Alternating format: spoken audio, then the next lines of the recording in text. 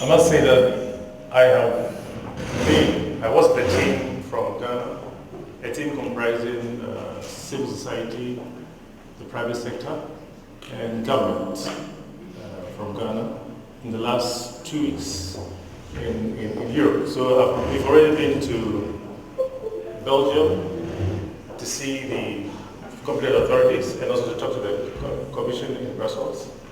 We've been to Paris to talk to the competent authorities again, and to Bonn to talk to the competent authorities, and then we came here to Madrid to talk to the competent authorities and the Federation, and back to the United Kingdom to do the same. And so I carry with me some very strong impressions of where the policy is on FLEGT. And so my presentation is divided into two. A quick update on where we are with our process in Ghana, and the impressions that we've got for the last 2 weeks as we went around talking to the selected member states. So yes, where we are primarily focuses on the fact that we are doing a final assessment as required under the agreement, final assessment of our legality assurance system. And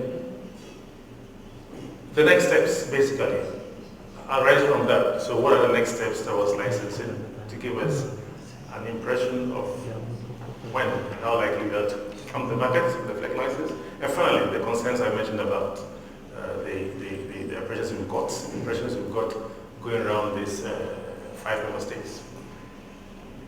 So in the agreement, as you may know, one of the final requirements, actually the final requirement is for the two parties, Ghana in this instance and the EU, to come to a conclusion that the systems in Ghana are ready. And for that to happen, an independent team must do an assessment.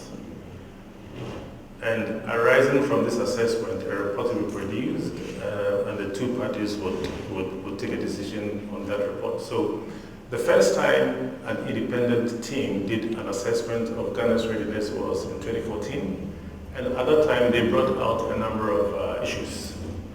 So we had some 4 years or so to resolve these issues, and it may look like a long time, but that's the strength of the FLEGT process, because it is not only development of technical systems, but it involves a good amount of consultation with the private sector, with civil society, government also, to come to consensus on issues before we move forward.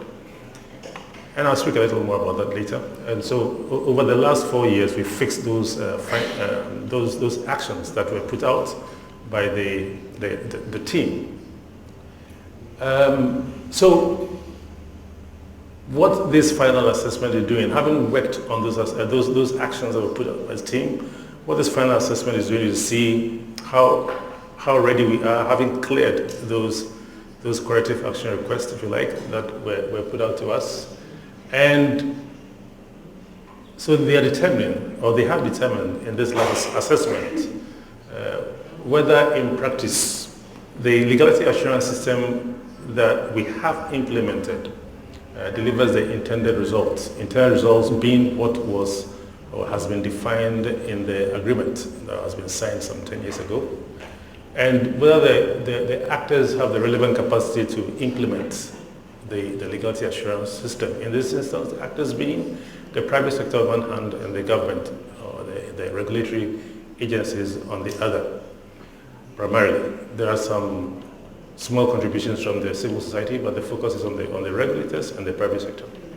And then also to examine whether between the time that we signed agreement and now, the revisions that we have made, and you may know that between 2010 and now, it had become necessary for us to clarify in some instances the implementation of our tracking system on the one hand, the implementation of our verification system on the other hand, plus certain things like some few tweaks in the legal regime that has arisen, which has informed how the agreement collects or captures all this. And so revisions have been made to the agreement in the annexes. And so the part of the assignment of the assessment team was to see whether the revision meets the GLAS, or the legality assurance system. The GH is for Ghana, by the way. The legality assurance system is still in sync with the original intention of the agreement. The next one, please. And so just to clarify the methodology that has been used, because it helps at the end of the day when you get to know the elements of the agreement to appreciate that we are talking way beyond just legality. So part of the assessment methodology, or the main intent of the methodology, was to make sure that there is consistency, well, and also to flash out if there were any inconsistencies between what we have implemented as a legality assurance system and what was agreed on, primarily to make sure that there are no deviations between what we have implemented and what anyone who wants to read about it will find in the agreement. And so they developed this categorization that in the course of the assessment, if they discovered that there was any deviations, it had to be stronger, it had to be equal, or if it is detected to be weaker, then that's something for us to fix.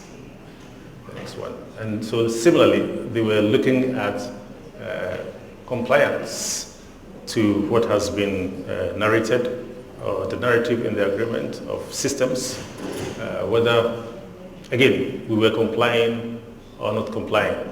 So basically, this is the methodology. And out of this methodology and the full work that had been done by the team, the next slide, we have, I just categorized all the findings into these 5 groups. The assessment team has finished their work, and they realized that there are some few issues still to deal with, which we are dealing with. Thankfully, majority of them are not grievous. And so they relate to issues that can be fixed with the modification of the chain of custody system that is powered by the tracking system that we have. And thankfully, we just about coming to the end of modifying. So many of the requests that have been raised in the assessment have already been attended to through the modification of the tracking system. Also, the second category has to do with, as I mentioned, they were looking at consistency of practice with what is narrated in the agreement. So if on the ground something is realized to be deviating, and as I showed with the 3 color codes, we have the option to either give a narrative of practice that is seen on the ground that aligns with what has been described in the agreement. So in many of the instances, what we are doing is writing or giving out this narrative so that it will go to refit in the agreement. You may want to call that amendment of the agreement. Others has to do with the third category has to do with the capacity of the actors to implement or to work in the new LES regime. The fourth is the tricky part, which is a process that goes through the parliamentary and ministerial circles, and that has to do with ensuring that existing right holdings aligned with the legal regime. That's a big word, but for those of you know, we have some timber rights that were issued in a previous legal regime and which lack some elements in the agreement or with the new legal regime, and those elements has to be added to it through a ratification process, and it has to go through a parliamentary process. The final is a very key one, talking about sustainability, relating to that all timber that is harvested must come from areas that have valid management prescriptions, plans.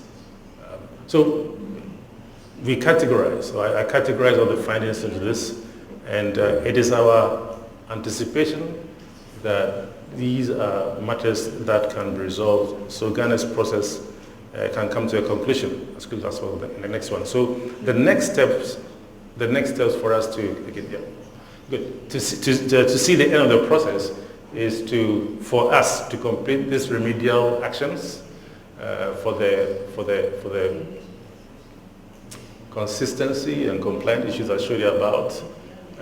Receive a report from the team, which will be sent to the Joint Implementation Committee, Ghana and the EU, for them to take a decision. And then third one is, if the Joint Implementation Committee, Ghana's one is a mouthful, GMRM, is happy with the recommendations, and then they'll go ahead and report to the EU so that the EU can take the last step of listing Ghana's license in their systems. That was the first part of my presentation. This is very quick. Now I realize that, no, that's fine. I realize that the content of these 2 slides have been exhausted already in the morning discussion. It looked like I had a dream of our discussion before I did this. So I sent this presentation hours before this meeting. So what I said we had been in Europe for the last 2 weeks, and these are impressions that we have received or we have seen, which has been clearly articulated, very well articulated in this meeting. Our first impression is that there seems to us to be a myth around certified timber, because it looks like there is, as was presented earlier by George, that there is something that we see as a myth around certified timber, because all the procurement and policy for accepting timber is around certified timber, and it is given a kind of, it's put a kind of pedestal that FLEGT appears not to be able to attain.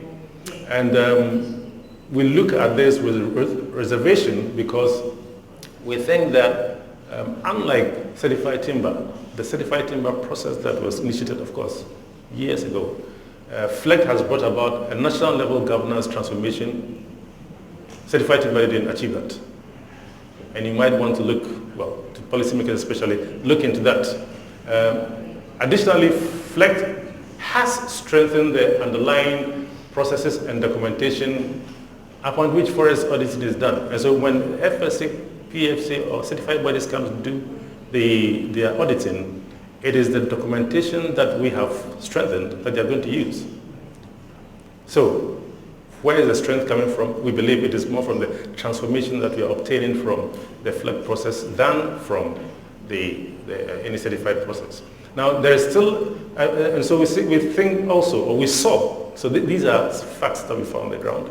There is still a lack of appreciation as well as miscommunication about the FLEGT license. In the recent IMM newsletter, which I see around, this is one of the things I picked from it, that, and it's been mentioned this morning, that there's a weakness about the FLEGT license because it lacks a chain of custody system. Whatever this means, you don't have a FLEGT license, or you cannot call something a FLEGT license if it does not have a chain of custody system. The chain of custody system is one of the 5 main components that make up a legality assurance system. So that statement is grossly misleading, whatever it means. And I think we got an impression of what it means this morning, that we are looking at the tracking once the system, the material or consignment arrives in Europe. That's a different story. I think we should begin to correct the messages that we put out on this. Well, and we realized, interestingly, that study and statement came from a PEFC study. And so we also think that there's a hard line, or we saw a hard line that has been drawn between FLEGT's legality and certification sustainability. And if you look at, well, and I think there's a bit of conceding by PFC in their study that there's a very little gap between what you would call legality under FLEGT and what you call sustainability under certified products, because the gap is very small. And I think it is useful that in communicating what FLEGT is, this really is something that's put out at the last one. So finally,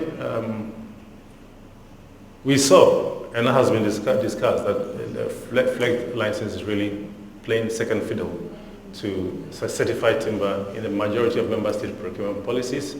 And our summary of it is that, yes, there's a green lane as the policy lays out, but it appears to be a green lane with a dead end. If the kind of policies that we see in the kind of content we see in the procurement policies persist, is a green lane with a dead end. So we believe also there's an urgent need to refocus policy if the objective of the FLEGT initiative is to be realized. Now, assuming the current state of play continues, it is going to be difficult, in our opinion, to encourage partner countries to get on with delivering FLEGT licenses, especially when it is happily received into a market that will not take it any further beyond the points of the ports. My very final slide is this. Now, I mentioned that we have been around, me being government. I had a colleague with me from the ministry, the technical forestry advisor to our minister was with me, partnering civil society and the private sector on our tour. And it is unusual for government to do what I've done, this thing. Now this publication is from it's an NGO publication, so it's one of the NGOs in Ghana called EcoCare. And I'm happy to advertise it because that's a message that we have brought to Europe in the last 2 weeks, that civil society, the private sector, and government have one voice on the matter of FLEGT because you've developed it together. And so earlier on it was mentioned that FLEGT is a statement, FLEGT license is a statement from government. No, it is not. FLEGT license is a statement it's a multi-stakeholder generated process, and the confidence that is reposed in it is from all stakeholders for that matter. This is the last statement in it, that FLEGT license you find in this handout is much more than just a piece of paper attesting to legality. It's a product of painstaking multi-stakeholder processes and technical system development. Thank you very much.